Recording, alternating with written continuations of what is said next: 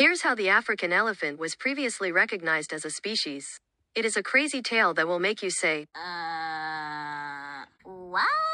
Now you see? In 1797, Loxodonta africana was previously named Elephas africanus. See? It was originally placed in the same genus that the Asian elephant belongs to. In 1900, Elephas cyclodus was described, and in that same year, two other elephants were formerly deemed valid but are now synonymous to Elephas africanus. These are Elephas oxyotus and Elephas knockenhaueri.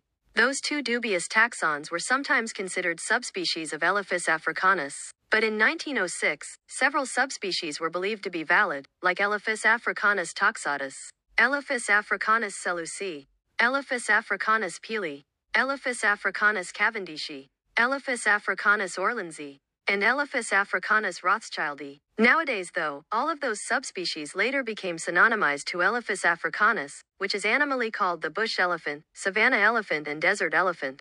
In 1936, Elephas cyclodus was animally named the forest elephant as a distinct species.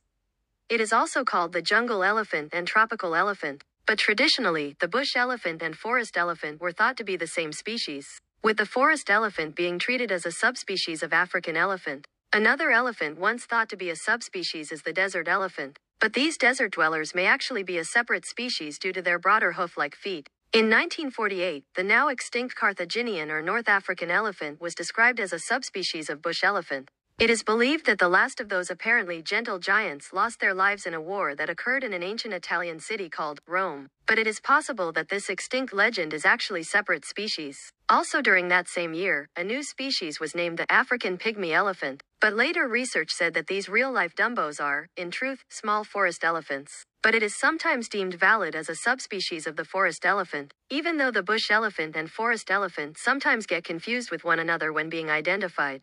Current studies saw evidence for species-level differences between the two, which led to that famous splitting into two distinct species. Today, these two are typically called the African bush elephant and African forest elephant.